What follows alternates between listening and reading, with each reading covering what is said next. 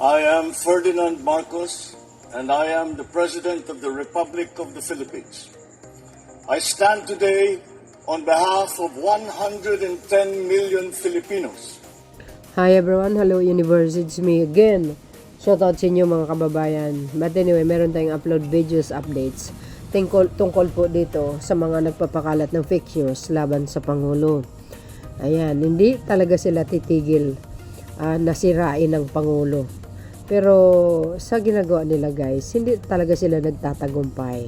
Lagi kong sinasabi dito, hindi po hinto ang mga yan sa paninira sa Pangulo.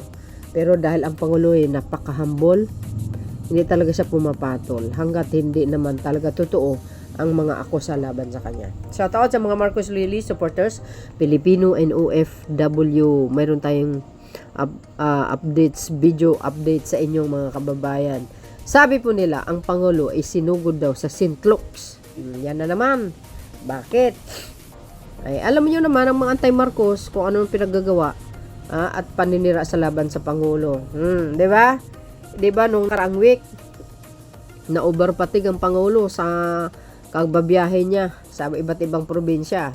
Siyempre kailangan niya magpahinga. O, di ba? So dahil dito, sabi po dito mga kababayan, para kumpleto detalyado, basahin po natin. Mga kababayan, sabi po ng Manila Bulletin, 28 February 2026, Marcos well healthy not rush to hospital palace. Mga sinungaling talaga itong mga nagpapakalat ng fake news. Sa totoo lang, grabe kayo ha. Yung pang-aalipusta nyo sa Pangulong Marcos Jr., babalik sa inyo yan ng doble. Lalo na yung mga dilis, malaki po ang epekto nito sa kandidatong susuportahan nyo pagdating ng 2028. Maniwala kayo sa hindi, matatalo at matatalo yan. Yan ay kung aabot pa sa 2028. Impeachment is coming na. Sabi dito mga babayan, para kompleto detalyado, Malacanang dismissed rumors that President Marcos had been rushed to a hospital, saying the chief executive was in a private meeting and continuing to work over the weekend. Yan, sinungaling kayo talaga. Yan ang mga pakalat nila ng fake news guys. Na ang Pangulo ay sinugod daw sa hospital, sa Sintlux yan. Alam nyo naman ang Pangulo, kahit holiday yan, kahit araw ng linggo, linggo, Sabado, basta importante yung trabaho niya, nagtatrabaho talaga yan. Ayan yung executive was in a private meeting and continuing to work hard over the weekend. Ayan, hindi humihinto yan. Ang dami kayang problema ng Pilipinas, hindi pa ma-solve, no? Inumpisan pa lang niya. Kaya pati siya napuruhan. Binintang lahat sa kanya. Yung mga pagnanakaw sa kabanang bayan.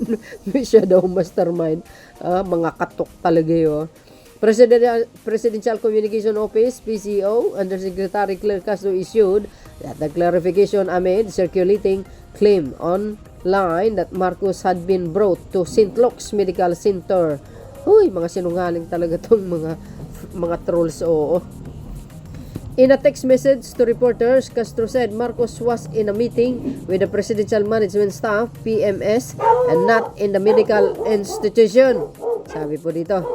The President was in a private meeting with PMS this morning. He is well, healthy, and working even on Saturday, she said, Saturday, February 28, 2026. Ang daming aso sa kabila, guys. At mga manok pa. Kapitbahay ko. Kaya minsan ng video ko may nagtitilaok. Kapitbahay ko yan, guys.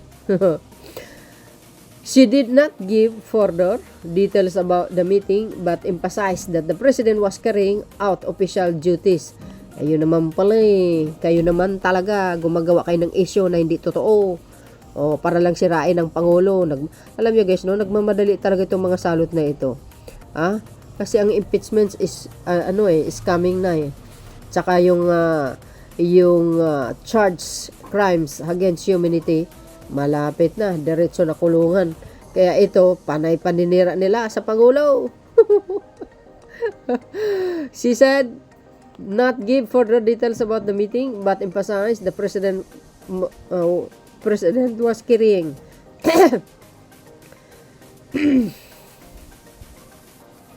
So yun mga kababayan, tuloy. Fresh allegation about Marcos' health came after the president revealed last month that he was diagnosed with diverticulitis, an inflammation of pouches that can form in the digestive tract. Yan. Sa paro kasi puro guys puro trabaho araw-araw sa iba't ibang region. Alam po natin yan Pumupunta siya doon, nag-iinugura, kumbaga groundbreaking, binibisita ang mga proyekto niya, inspection, pagbibigay ng tulong sa ating mga kababayan. Yan ang Pangulo, hindi nag-i-stay sa Malacanang. O, di ba? So dahil doon, ayun, I think na-overpatig ang Pangulo na-overpatig sa hard work niya talaga. Yan ang Pangulo, masipag. Kahit saang probinsya nakikita mo, di ba? At the time, the president had a limit his public engagement for about 2 weeks to rest and recover. Yan po ang sinabi kanyang doktor. Medyo laylo muna sa sobrang pagpapagod. Biyahe-biyahe guys, nakakapagod din yun. Bisita ka sa iba't ibang lugar, nakakapagod kaya. Despite this reduced public appearance during that period, Malacanang maintained that the Marcos continue to work and monitor government operation. Yes. Diba, ang mata niya nakatutok sa lahat ng sektor ng Pilipinas. Agay. So yun mga kababayan, ayan na, sabi po ng Manila Bulletin, Marcos well, healthy, not rushed to hospital, falas. Ibig sabihin, healthy ang Pangulo. Walang katotohanan yung mga paratang nyo. Baka binaliktad nyo naman. Baka yung poon nyo ang nasa hospital. Hindi nakayanan yung malaking dagok na nangyari sa buhay niya. Diba? PBBM pa, healthy yan. See? Alagang-alaga yung katawan niya. So yun guys, sa mga nagpapakalat ng fake news laban sa Pangulo, walang katotohanan po yun na itinakbo siya sa Sintlok. Thank you guys for watching. Lahat yun po ay mali. Mga fake news lang po laban sa Pangulo. Kaya asahan nyo pa mga kababayan ang mga fake news laban sa Pangulo at pagbibintang. Marami pa yan. Hindi pa titigil yan. Hanggat mag-end ang kanyang termino, tuloy pa rin ang paninira sa kanya guys. So yan pang patunay guys. Diba? Ito patunay po ito. Bakit kanyo? Na sinasabi nila isinugod daw sa Sintlok si Pangulong Marcos Jr. Ayan patunay po yan. Sabi po ng Presidential Communication Office 6 hours ago. Okay? February 28, 2026. 6 hours ago yan. Sabi po dito kasi ganito yon. Di ba ngayong araw pinasabog ng Israel at ang Amerika ang Iran? May namatay siyempre.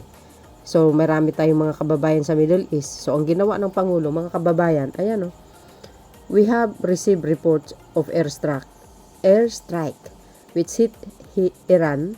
We are in the process of getting to more information. In the meantime, the safety of the Filipino citizen in Iran and in the Middle East is paramount. I have instructed the DFA and the DMW to take measures to determine their whereabouts in affected areas and to take immediate measures to ensure their safety. You see? Diba guys? Paano nyo nasasabi na sa Sintlok ang Pangulo? Sinugod sa hospital? Grabe, antindi nyo naman. Grabe kayo. Kung makapagpakalat kayo ng fake news, wagas. Ayan nga basahin natin. Ayan binigyan diin ni Pangulong Marcos Jr.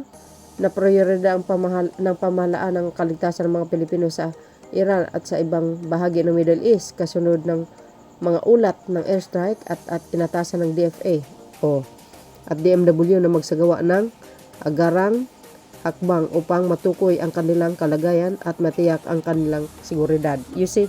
Tapos sabihin nyo na hospital ang Pangulo. 6 hours ago yan wow, grabe kayo. Antindi nyo naman. Ito pa. So yun mga kababayan, ano po ang kapalagayan nyo? Diba? Kaya wag masyadong maniwala doon sa mga nagpapakalat ng fake news. Fake news po yan. Alam niyo ang Pangulo, kahit Sabado po yan, ay laging po na yan sa kanyang trabaho. Masipag talaga yan. Yung mga gumagawa ng fake news laban sa kanya, nako po. Makonsensya kayo sa pinagagawa nyo. Diba? So yun mga kababayan, kasi sa araw na ito kanina kasi, grabe kasi nagulat lahat buong mundo. Binumba ang Iran ng Israel saka Amerika. Kaya ito naman kasi sa Iran, matigas ang ulo. Winarningan na nga hindi pa rin tumigil. Ayan, tuloy. Di gumante. Tapos binumba pa yung ano nila dyan, yung mga base nila dyan sa, ano ba yan? Sa Dubai. Nako, pag ito magsiklap na ang kaguluhan, wala na, World War 3 na. So yun mga kababayan, kinaklarify ko lang ang mga nagpapakalat ng fake news laban sa Pangulo. Tama na yung mga pinagagawa nyo, hindi kayo magtatagumpay. Kahit anong gagawin nyo paninira sa Pangulo, never kayo magtatagumpay. Mark my word. Thank you guys for watching. See you again on my next upload. Bye bye bye and babush. God bless Philippines. Follow and likes. There's more. Bye guys.